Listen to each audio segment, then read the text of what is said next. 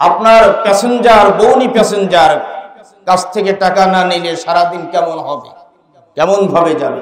মিয়া, এটা যদি দুনিয়ার ক্ষেত্রে আপনি আমি বুঝে থাকি, আল্লাহর ক্ষেত্রে ইবাদতের ক্ষেত্রে এরকম বউনির বিষয় যদি আল্লাহ বলেই ফেলায় যে তুমি দুনিয়ার বউনি বুঝলা, আমার দিনের বউনি বুঝলে না কেন, আমার দিনের শুরু বুঝলা না কেন, আল্লাহ প্রশ্ন করতে পারে? কথা বলেন।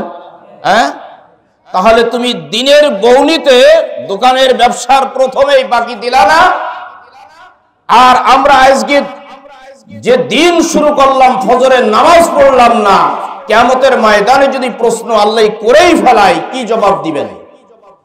কি জবাব আল্লাহর কাছে দিব? দেওয়ার কিছু থাকবে? এই জন্য বলা হয়েছে বাইনাল আবদি ওয়া বাইনাল কুফরি তারকুস সালাহ। মুসলমান আর কাফিরের ভিতরে পার্থক্য হলো শুধুমাত্র নামাজ। যে নামাজ পড়ে মুসলমান, নামাজ পড়ে না ওই ব্যক্তি মুসলমান থেকে খারিজ হয়ে গেল, মাহরুম হয়ে গেল। কথা ঠিক না বেঠিক? মুসলমান থেকে জুদা হয়ে গেল। আমি কি বলতে পারবো বাবার জানাজা পড়তেছি, নামাজ পড়ি নাই? আমি মিথ্যা কথা বলতেছি মনে হয়? বাবার জানাজায় দাঁড়িয়ে গেছি, আমি এর আগে ফরজ নামাজ পড়ি নাই। কত বড় দুঃখজনক একটা ওয়াকিয়া বলি। এক ব্যারিস্টার তার বাবার জানাজার নামাজ পড়ে কাঁদতেছে, অঝরে কাঁদতেছে। জনগণ জিজ্ঞেস করে, স্যার বাবার জানাজার নামাজ অন্তে আপনি এইভাবে কাঁদছেন কেন? কয় এই জন্য কাঁদছি, বাবার জানাজার নামাজ আজকে পড়লাম, বাবার জানাজার নামাজের যে দোয়া কালাম গুলো ছিল এর একটাও আমি জানি না, পড়তে পারি নাই। কথা দিল দিয়ে বোঝেন। বাবার জানাজার নামাজ পড়ছে বিনা দোয়ায়, মানে বাবাও লাশ, সেও লাশ। কি আছে না এরকম? দোয়া কালাম কিছুই জানে না। তো বলছে আমি এজন্য কাঁদছি যে কি করলাম জীবনে, ব্যারিস্টার হলাম, কত কিছু করলাম, কত লেখাপড়া করলাম, বাবার জানাজা পড়লাম, আজকে দোয়া কালাম জানি না, পড়তে পারলাম না। আমার জানাজাটাও তো আমার ছেলেরাও এরকমই পড়বে, আমার জানাজাও আমার ছেলেরা বিনা দোয়া কালামে পড়বে। মুসলমান, আল্লাহর হাবিব বলেন, কোন সন্তান যদি বাবা মায়ের জন্য দোকানে হাত তুলে আল্লাহর কাছে দোয়া করে, রব্বির হামহুমা, বলেন রব্বির হামহুমা কামা রব্বায়ানি সগীরা।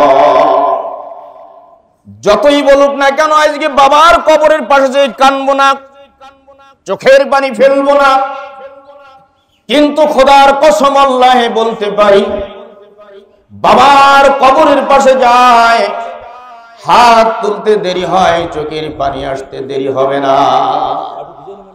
নবী আমার বলেন, কোন সন্তান যদি বাবা মায়ের কবরের পাশে দাঁড়ায় রব্বির হামহুমা কামা রব্বায়ানি সগীরা বলে হাত, এই দোয়া পড়ে যদি চোখের পানি ছেড়ে দেয়, আল্লাহর হাবিব বলছে যে ওই চোখের পানি নাকের অর্ধেক বেয়ে আসতে আসতে বাপ মায়ের উভয়ের কবরে আযাবকে আল্লাহ মাফ করে দেন।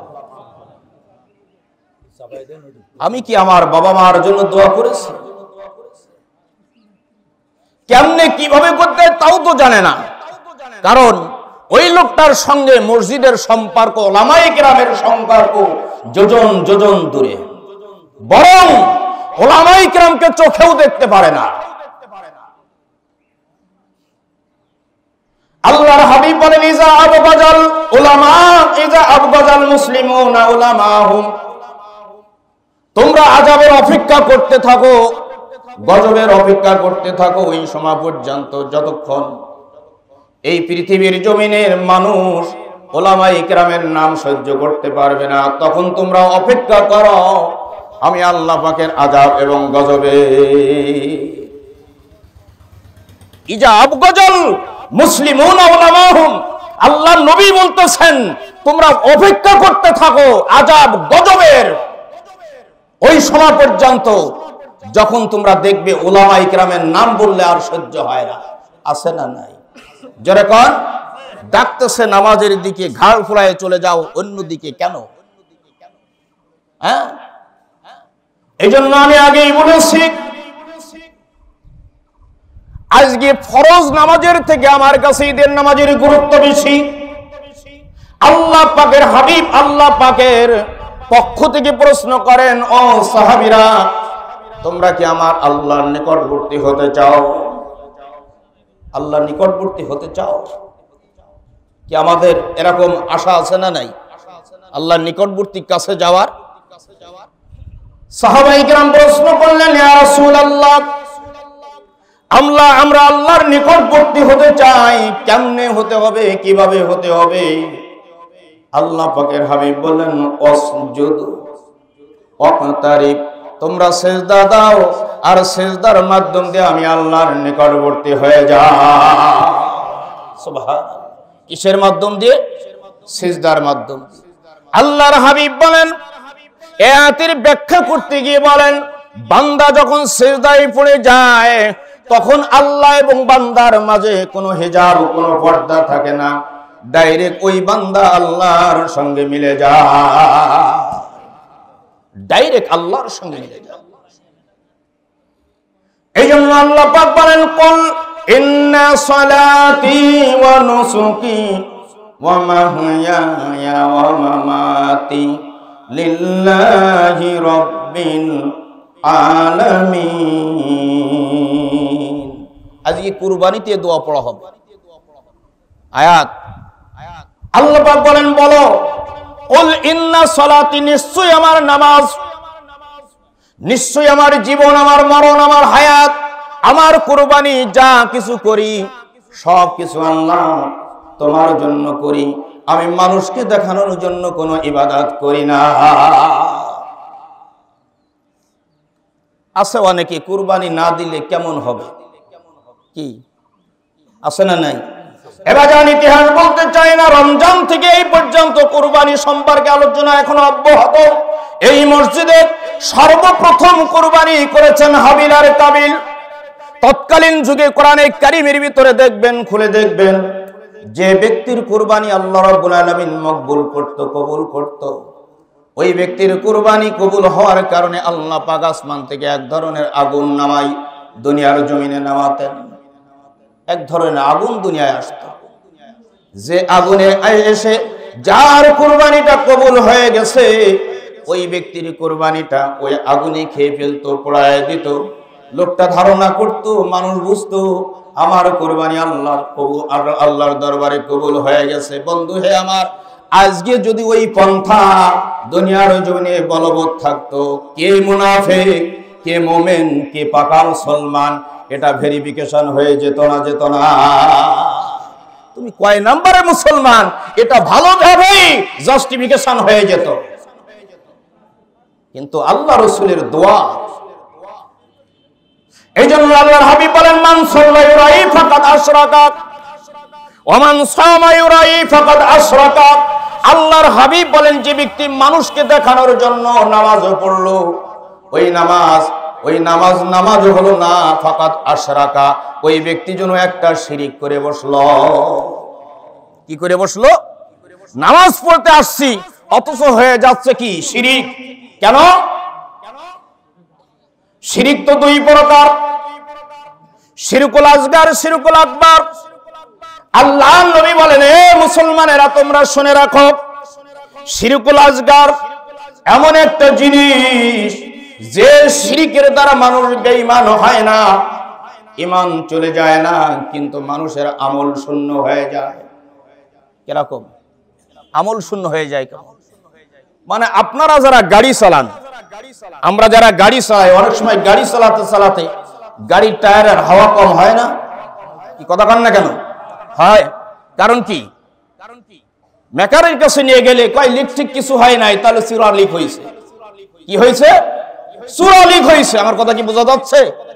চূড়া লিক হয়েছে, আস্তে আস্তে হাওয়া কি শেষ হয়ে যাচ্ছে।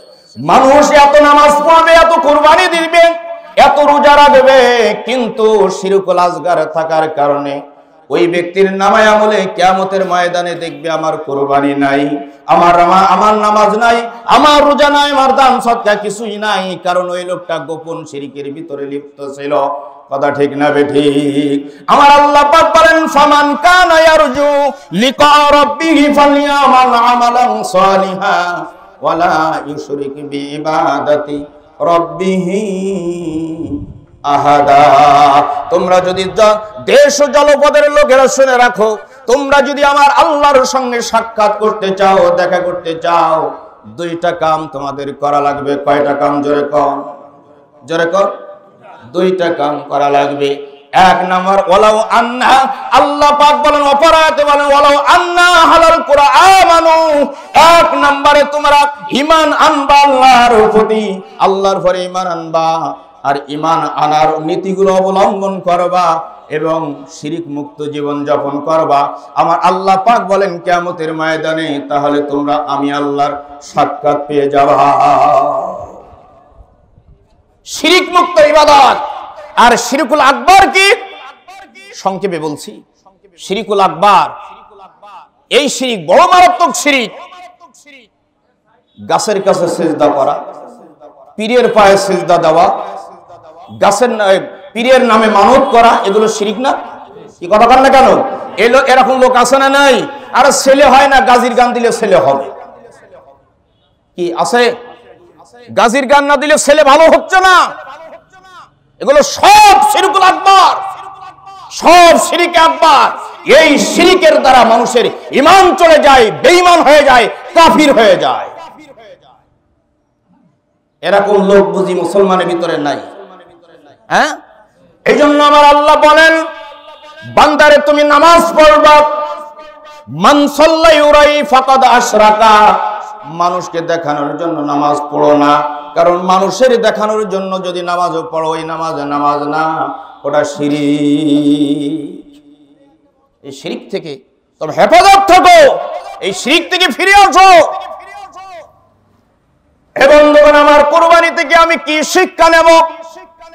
মুসলিম মিল্লাতের পিতা, আপনার আমার আব্বাজান, জাতির পিতা, মুসলিম মিল্লাতের পিতা ইব্রাহিমকে আল্লাহ একবার ডাক দিয়ে বলে, ইব্রাহিম আসলিম, সারেন্ডার করো। কি করো? সারেন্ডার করো, আত্মসমর্পণ করো। ইব্রাহিম কয়, ক্বালা আসলামতু লিরাব্বিল আলামিন। এখানে মাজির সিগা ব্যবহার করা হয়েছে।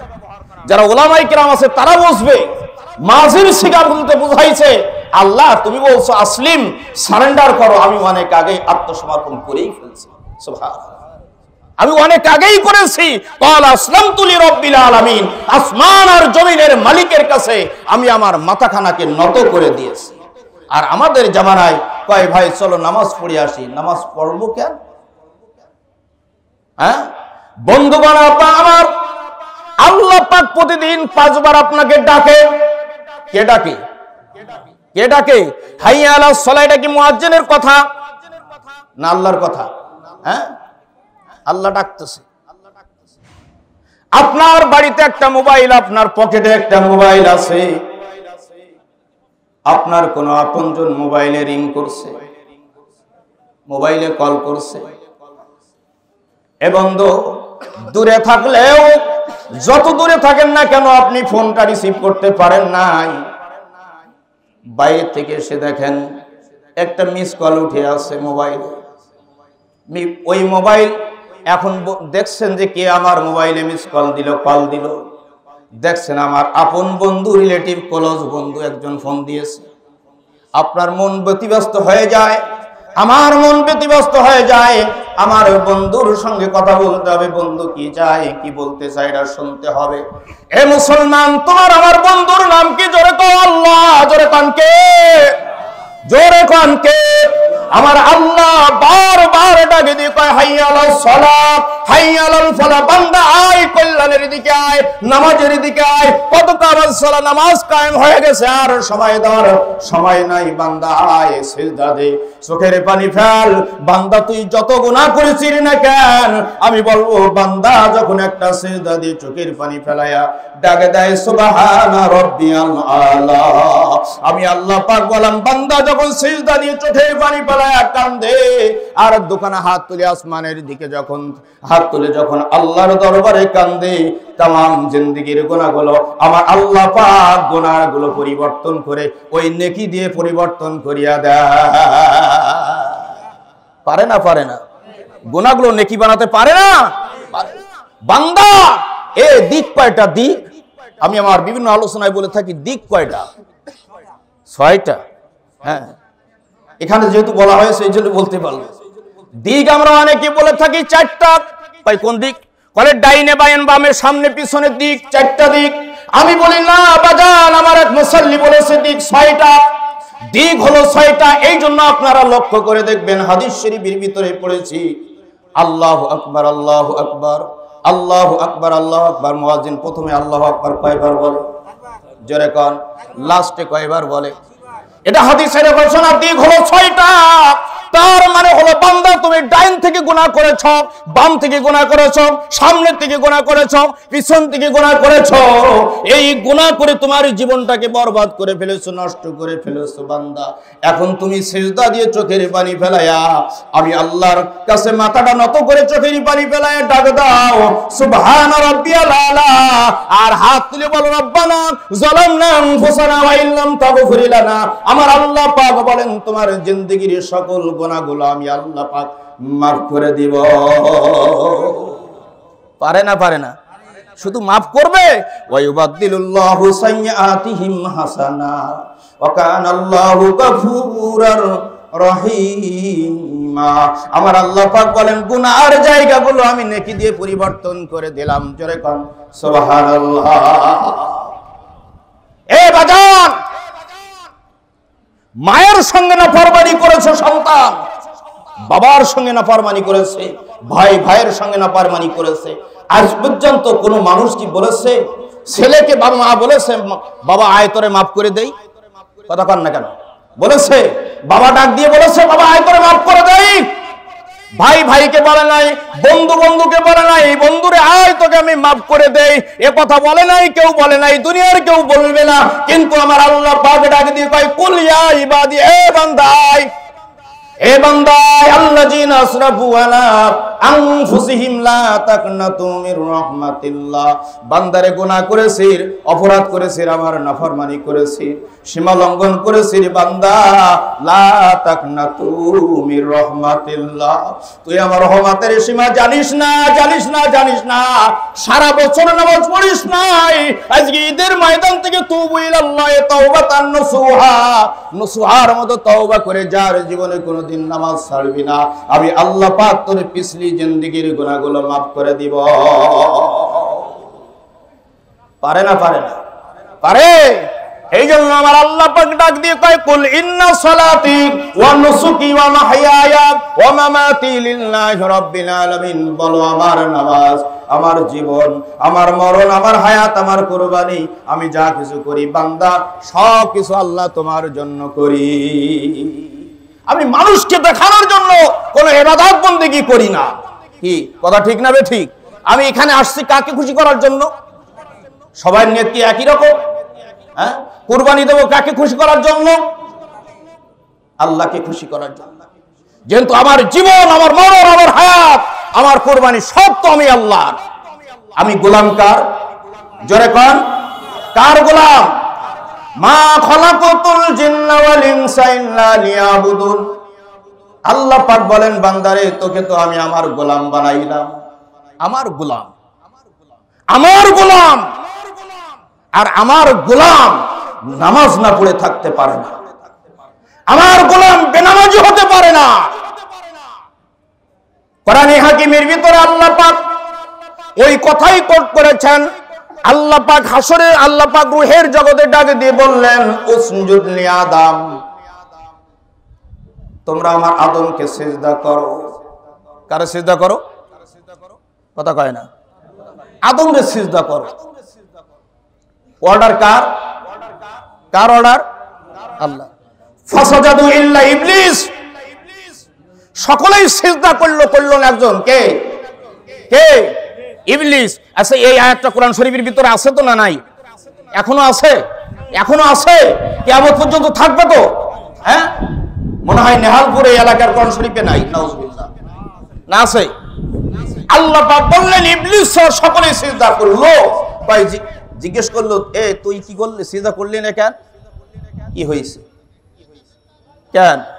কয় আল্লাহ আমি সিজদা করব কেন? আমি সিজদা করব কেন? কয় কেন সিজদা করবি না? কয় আনা খায়রুম মিনহু খলাকতানি মিন নার ওয়া খলাকতাহু মিন তিন। আল্লাহ তুমি আমার বানাইছো আগুন দিয়ে, আগুনের গতি ঊর্ধ্ব দিকে। এখানে কি কাজ করলো? অহংকার। কি কাজ করলো? আমাদের ভিতরে এরকম লোক নাই? আছে? এই তোর থেকে আমি ভালো, তোর থেকে আমি ভালো। কিসে ভালো? বংশে ভালো, চেহারাই ভালো, টাকা পয়সাই ভালো, লেখাপড়াই ভালো। আছে? আছে? আমার আল্লাহ পাক বলে, ওরে মানুষ তোরে বানাইলাম মাটি দিয়ে। কেন মাটি দিয়ে বানালাম তুই কি জানিস? মাটির ভিতরে দুইটা গুণ রয়েছে। কয়টা গুণ? জোরে কর। আমার আল্লাহ পাক ডাক দিয়ে কয় মাটির ভিতরে দুইটা গুণ। একটা গুণ হলো মাটির ভিতরে ধৈর্য বেশি। জোরে কর সুবহানাল্লাহ। কত নির্যাতন মাটিকে করা হয়, কত কোদাল মারলাম, কত আঘাত করলাম, এই মাটি কোনোদিন প্রতিবাদ করে না। দ্বিতীয় নাম্বার, আমার আল্লাহ পাক বলেন এই মাটির ভিতরে আমানতদারিতা বেশি। এ দুনিয়ার মানুষ তোকে এই দুইটা গুণে গুণান্বিত করে আমি মাটি দিয়ে বানালাম। তুই অহংকার করবি না, দুনিয়ার ভিতরে নরম ভাবে চলবি, নরমিয়াত ব্যবহার করবি। আনা খায়রুম মিনহু খলাকতানি মিন নার, এই স্বভাবটা ছিল ইবলিসের স্বভাব। এই জন্য সিজদা করে নাই, সিজদা করে নাই। আমার আল্লাহ পাক আদমরে বললেন, আদম তোকে বলেছিলাম লা তাকরাবু হাযিহিস শাজারাতা ফাতাকুনা মিনাজ জালিমিন।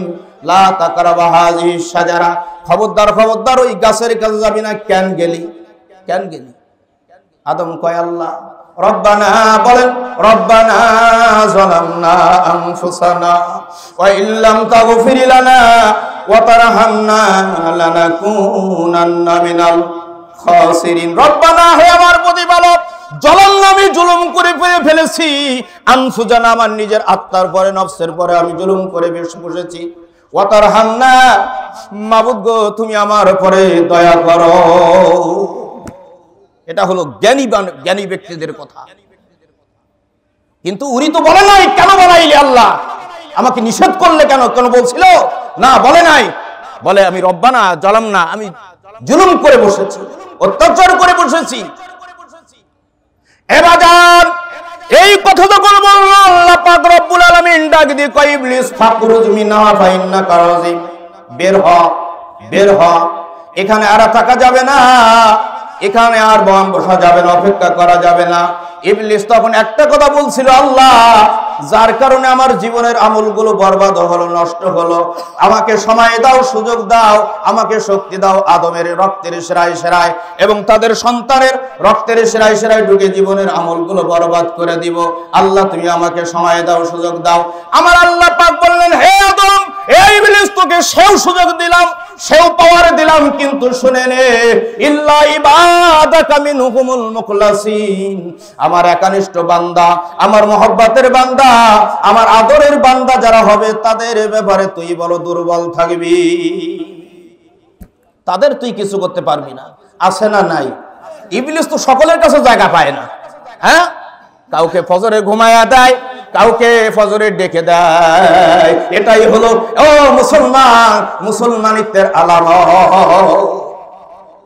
কেউ ফজরে ঘুমায়া থাকে নাক ডেকে, আর কেউ মসজিদে এসে আল্লাহর কাছে রোনাজারি করে কাঁদে। কেন? এই জন্য বাজান আল্লাহ রাব্বুল আলামিন ডাকে দিয়ে বলে, বান্দা তুমি আমার গোলাম, আমার গোলাম। এ বান্দা তোকে গোলামি করার জন্যই বানাইছি। হুয়াল্লাযী খালাকা লাকুম মা ফিল আরদি জামিয়া লাকুম লিফাইদাতিকুম। আমার আল্লাহ পাক বলেন দুনিয়ার সমস্ত মাখলুকাত বান্দা তোমার গোলাম বানালাম, আর মানুষ তোমাকে আমি মহব্বত করে ভালোবেসে তোমাকে গোলাম বানাইলাম আমি আল্লাহ। তুমি গোলামি করবা আমার, আর সমস্ত মাখলুকাত গোলামি করবে তোমার। এই জন্য আমরা যারা 5 ওয়াক্ত নামাজ পড়ি না, নিয়ত করে নিতে পারি না 5 ওয়াক্ত নামাজ পড়বো। কি কথা বল না কেন? আমি হাত উঠাতে বলি না, হাত উঠাতে বলছি না বাজান, দিলে দিলে মনে মনে প্রতিজ্ঞাবদ্ধ হয়ে যান। মালিক, হায়াতের কোনো গ্যারান্টি নাই, না জানি এখান থেকে বাড়ি ফিরে যেতে পারবো কি পারবো না। এ আল্লাহ, জীবনে যত সময় তুমি দুনিয়ার জমিনে রাখো, আর কোনদিন ফরজ নামাজ, ফরজ ইবাদত, ফরজ রোজা ছেড়ে দেব না। আল্লাহ তুমি কবুল করে নাও। যদি আজকে তওবার মতো তওবা করে যেতে পারেন, আর জীবনে নামাজ না ছাড়েন, আল্লাহ পাক ইচ্ছা করলে আপনার গুনার জায়গাগুলো নেকি দিয়ে পরিবর্তন করতে পারে। কি পারে? এই জন্য বাজান, পরিশেষে আমি আপনাদেরকে 5 ওয়াক্ত নামাজের আহ্বান করতেছি, দাওয়াত দিতেছি। আজকে কোরবানির দিনে আপনি শিক্ষা গ্রহণ করেন। ইব্রাহিমের মতো ওই রকম পরীক্ষা যদি আমাকে দিতে হতো আমি পারতাম না। আল্লাহ পাক বড় ইহসান করেছেন, আল্লাহ বড় দয়া করে আপনাকে আমাকে হেফাজত করেছেন। এই হেফাজতের শুকরিয়া তান 5 ওয়াক্ত নামাজ আল্লাহ জীবনে আর ছাড়বো না। আল্লাহ তুমি সবাইকে কবুল করে নাও। ওমা তাওফিকি ইল্লা বিল্লাহ, আলাইহি তাওয়াক্কালতু ওয়া ইলাইহি উনীব। আসসালামু আলাইকুম ওয়া রাহমাতুল্লাহ।